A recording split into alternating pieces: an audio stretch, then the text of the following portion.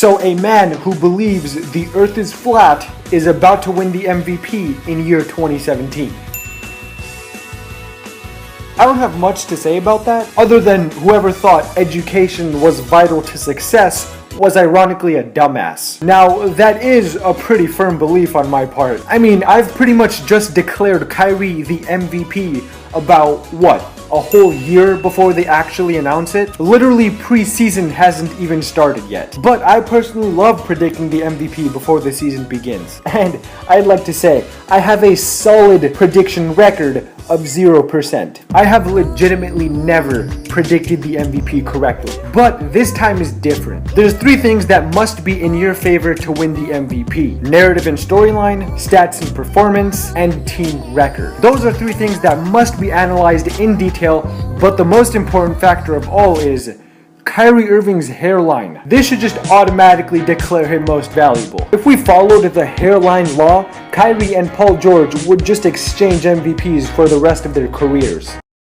Okay, we're going to start this off with stats and performance, which is one of the deciding factors out of the big 3. So Kyrie Irving's stats last season while playing second option to LeBron were 25, 6, and 3. We rarely talk about how insane that is. The second weakest part of his game is playmaking, yet he still managed 6 assists in only 35 minutes while being the second option. Oh, and I mentioned playmaking as the second weakest part of his game. I'm sure we all know the first. Living in the sunlight, loving in the moonlight, having a wonderful time.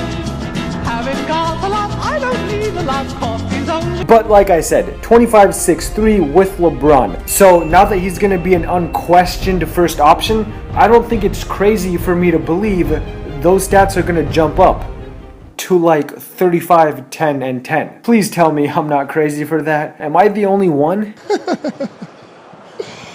Okay, jokes aside, he's obviously not averaging 35, 10, and 10. Those numbers are reserved for aliens, aka not humans. What's up, guys? But what he will average is around 30 PPG, 7 assists, and 3 rebounds. I want to know what you guys think his stats will be in the comments down below, but to be honest, I really think I nailed it already. I am rarely incorrect when it comes to predictions such as this. Living in the sunlight, loving in the moonlight, having a wonderful time. So 30 points are basically a given. I mean, there's just no question about the PPG department. He's fresh off of averaging 30 versus the best defensive team in the league, and he's not slowing down anytime soon. And by not slowing down, I'm mostly referring to FGA, field goal attempts per game. Here's some advice on how to watch a Celtics game this season. Don't blink. Kyrie Irving will be attempting shots from just about every surface on the floor. And on a semi-related topic, here's some advice on how to watch a Lakers game. Don't. Now, when it comes to field goal attempts per game, it actually becomes really funny because last season Kyrie averaged more shots than LeBron. Let me say that again. Kyrie Irving shot the ball more than LeBron James. No one shot more than Kobe on his teams, no one shot more than Michael on his teams, and no one shot more than LeBron on his teams. Until Kyrie. So it's admirable, yet completely terrifying for Gordon Hayward. Hey listen man, I don't know if Hayward came to Boston to get more wins or to get more shots, because only one of those things are about to happen, and it's definitely not the field goal attempts. As a matter of fact, his field goal attempts are going to go down. A new door for guys.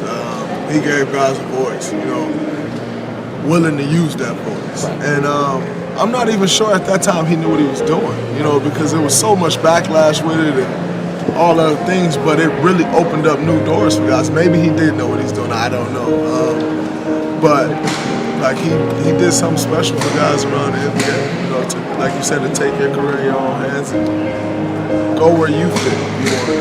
And obviously there's been rules in place to try to stop it, but you still have the power to do what you want to do, and I think that's a special thing. So I think if anything, he just opened guys' eyes. Now, I'd like to actually address a bit of hypocrisy on my part. It's well known that I roast LaMelo from time to time for taking too many shots. Bad shots, to be specific. Yet here I am praising and applauding Kyrie as he's about to average 30 shots a game. It's hypocritical on my part for sure, until you realize Kyrie is just about the most skilled basketball player on earth right now. Safe to say, there's a huge difference between him taking 30 shots a night and LaMelo taking 30 shots a night. Next up, we got storylines and narratives.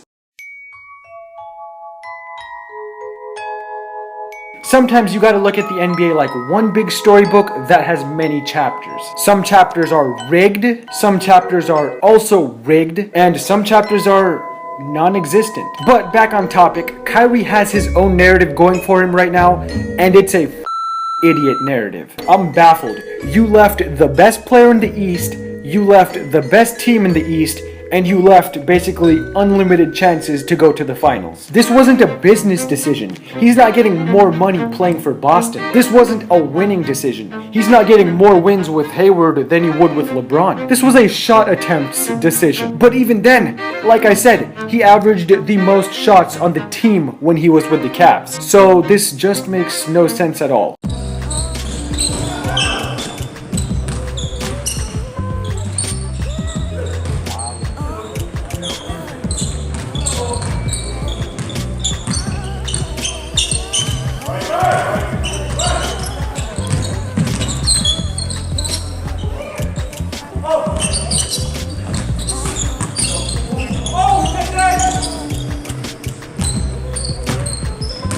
We're on a real live court, dude. It's not real live game, huh? No, serious?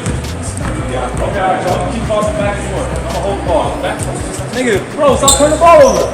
Come on, back. I'm not rewarding that. I'm rewarding negative behavior. Turn the ball over. He hit that though. Now, seriously speaking, LeBron is a very dominant personality, so I'm not gonna pretend like I don't know the real reason he wanted to leave. It's pretty simple. LeBron used to touch Kyrie in his sleep. The end. Okay, I have really got to stop with the corny ass jokes, man. LeBron did not touch Kyrie in his sleep, not that we know of. And Kyrie wants to leave because he felt LeBron got all the credit for the wins, but Kyrie got all the credit for the losses. I wouldn't want to be in a situation like that either. Kyrie made history. Kyrie is the best one-on-one scorer in the league. Kyrie is the most skilled player on earth, and that is his storyline. And lastly, we have team record. So how many shits does LeBron give in the regular season? 1. That's mad. Yeah, not even one. He gives no shits. Home court advantage in the playoffs means to LeBron, which is why Kyrie and Hayward are going to lead Boston to the #1 seed in the East. Easily 50 wins, and if you put it all together, the case for Kyrie Irving is incredibly strong. The stats, the story, the seeding, he's got it all. Throw in the hairline for good measure, and he's my pick for most valuable. But another very legitimate argument is he only truly has one competitor. Westbrook and PG-13, Harden and CP3, LeBron and Isaiah, Curry and KD, literally every other MVP contender is gonna have diminished chances because of their teammates, leaving it all open for one Kyrie Irving and one Kawhi Leonard. I know he doesn't speak much, but don't sleep on him. The most important thing for Kyrie is to be more all-around. Ironically, his beliefs in astronomy line up with his game. He's fairly one-dimensional as of right now. If he can become well-rounded, this season will be a classic. Here we are on Miami Beach about to do some yoga, me and Shump, and this guy is playing Pokemon at Pokemon at 7 in the morning. Hey. Shump, give it a break. Give it a break. You catching? There's a star you. There's a star. I don't care what. There's a star you right here. Look at him. There's a star you. He weak as hell. Look, you got to get him on. Look. I'm nice. The curveball's me. And he's about to jump out of it. The curve. No, and he's about to jump out of it. But on the better things, here we are out here about to just get some work in. The start of, I guess you could call this the weekend, but let's get it. Let's do it. I'm ready for this. Here we are on Miami Beach about to do some yoga, me and Shump, and this guy is playing Pokemon at Pokemon at 7 in the morning. Hey. Shump, give it a break. Give it a break. You catching? There's a star you. There's a star. I don't care what. There's a star you right here. Look at him. There's a star you. He weak as hell. Look, you got to get him on. Look. I'm nice. The curveball's me. And he's about to jump out of it. The curve. No, and he's about to jump out of it. But on to better things. Here we are out here about to just get some work in. The start of, I guess you could call this the weekend, but let's get it. Let's do it. I'm ready for this. Now, as for maybe destroying LeBron James, was that perhaps a bit of an exaggeration? Nope, not at all. LeBron just doesn't care in the regular season anymore, plus his defense overall has gotten weaker. Now, Kyrie is sure as hell gonna get destroyed right back, but what's most important, as always, is the W. And this is where Kyrie's MVP case will begin. And by begin, I mean literally. The first game of his season is against the Cavs. If Boston can potentially sweep the season series from the Cavs, that really boosts Kyrie's chances. But is LeBron gonna let that happen? I'll let you be the judge of that.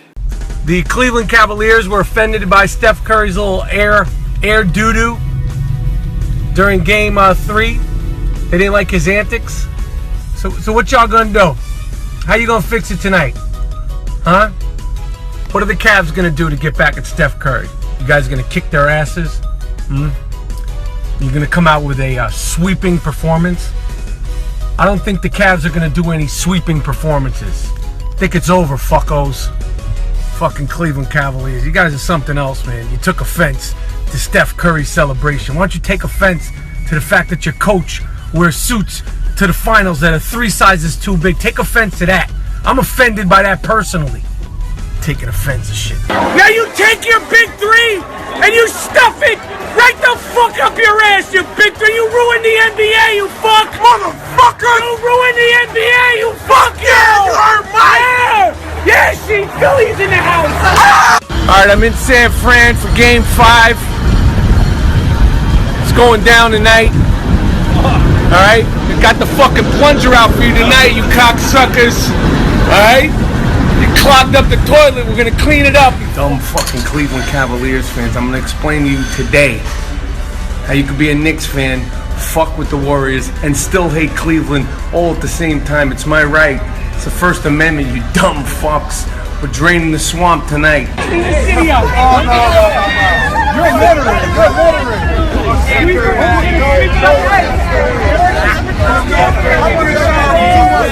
I'll be here. Put the